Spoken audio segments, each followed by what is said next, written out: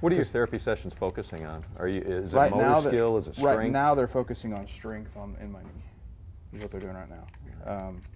Before it was, it starts off with what they call, well, I went to a rehab facility where they just teach you basically how to take care of yourself, get from point A to point B, get, in and out of bed, take a shower, stuff like that. Right. But now that I'm a lot more functioning, that it's more now strength training. Gotcha. Yeah. I was intubated for 10 days, I think is what my wife said, something like that, which is uncommon. Yeah. They don't like to keep you intubated for more than 3, 4, 5 days. Wow. Someone was asking me the other day, how mentally I'm doing. I tell them, I said, I don't know, I almost feel kind of broken because I've never lost sleep over it, never had nightmares about it. I mean, I've had your typical, nightmares where you can't get your gun up fast enough, or the bullets just fall out of the end of the gun. But there's not an officer out here that doesn't have that occasionally. Yeah. That's just part of being a cop. Yeah. But as far as reliving him, basically walking up on me and shooting, no, I haven't thought. I mean, I think about it a lot, but I haven't had dreams about it, which is awesome. Yeah. So, nervous going in. Very nervous. Big exhale now. Yeah. How'd you feel? I've got some things to work on, for sure. I knew this would challenge me not only mentally, but physically as well. Just, there's things I'm going to have to adjust and fix. But I knew that coming into it. This was more to see what I needed to fix, what I needed to adjust. And when you say adjust and fix, are you talking about like dexterity, how you handle your weapon? Dexterity, movements as far as, the mag release on the gun, things like that. It's because I'm not able to feel it very well. Right. A lot of my movements are by line of sight now.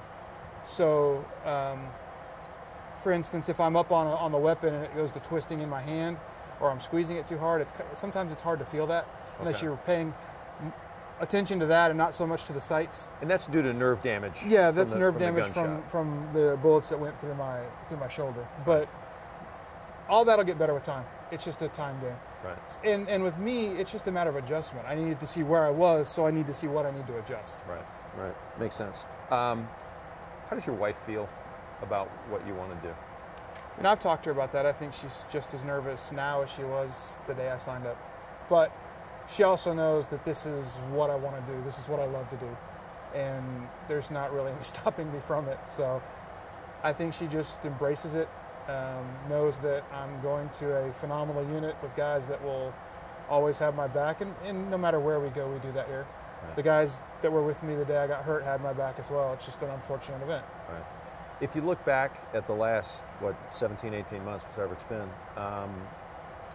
you've cleared and gone through so many battles and hurdles.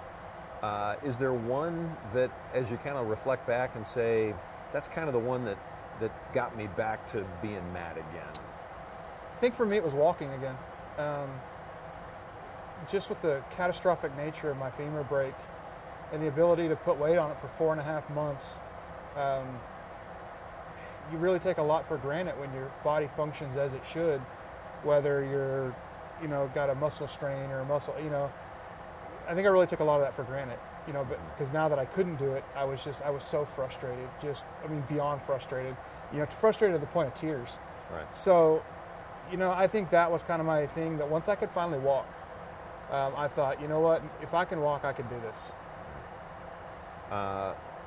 Do you fear anything going back? I don't fear anything more than what I did before. I think I have a healthy nervousness going back, and as I should. You don't go through something like this and not have some sort of nervousness. But if I didn't have nervousness, I would be really concerned for myself. Yeah. I think everyone I've talked to says that's just normal. But no, I'm not scared. I'm not scared of anything. If I was afraid to die, I wouldn't do this job.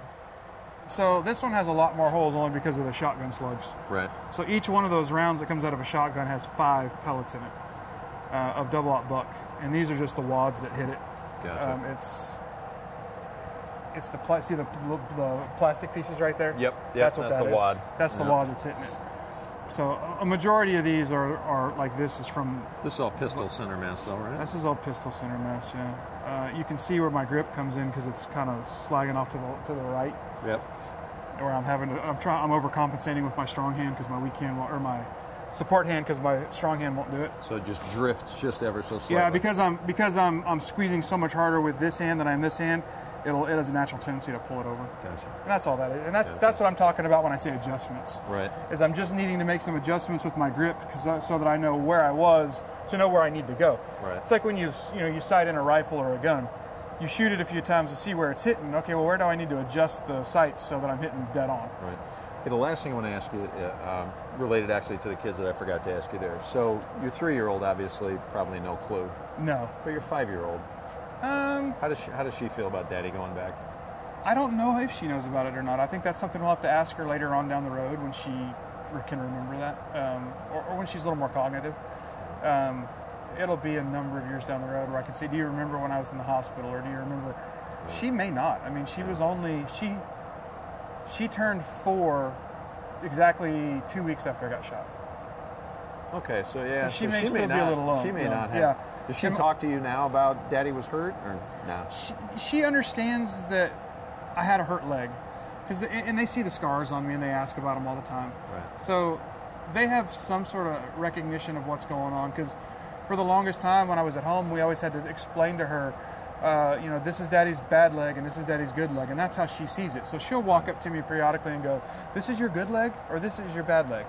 And she plays the game, but it's all, I don't think they'll remember the majority of it. I think the ignorance is bliss on this one, right? I think so too. I don't want them to remember things like that. No, as we get older, and they're going to ask. Sure. And I'll show them, but that's later down the road. Right. I'll tackle that later down the road. I got too many other things to tackle. So what do you got visibly? You still? So this actually was not even a gunshot wound. It's just we had an IV that just went bad on me in the hospital, and just did some. It's not a big deal, but. And then shot where again? Shoulder? Twice in the shoulder, once here, which shattered the femur. Once, basically just went in and out of the back of my hamstring. Right. And then once right here in the face, you can see the small. Yep. Right there. The nerve damage on your face is noticeably, dramatically better. Yeah, and I mean. Is there still numbness? Yes, a little bit, not a lot. There's still a little bit. Dr. Smith just did a phenomenal job about that. I mean, I had been told by more people than I can count from very different hospitals who didn't know that I had, considered seeing him, that he was one of the best in the Metroplex. And so we went to see him, and I absolutely believe that. I mean, he did such a phenomenal job of getting my injury to the point where we could fix it. It doesn't consume me to the point of paralysis. It doesn't prevent me from doing my job. It doesn't prevent me from socializing with my family. It doesn't keep me at home tucked away because I just can't handle things. Would you describe it as like a healthy respect for? Yeah, I think it is. I think it is, and I think a lot of that came with the fact that I mentally prepared myself for this day should it come. I wished it never would have, but it did, and hopefully it won't ever again. But I knew what I was getting into when I signed up for it. Now, I'm not saying I signed up knowing I was going to get shot or we deserve to get shot, because that's not the case. Nobody deserves to get shot. But, I know there's danger with this job. I knew that the day I signed up for it, and I'm not angry about that.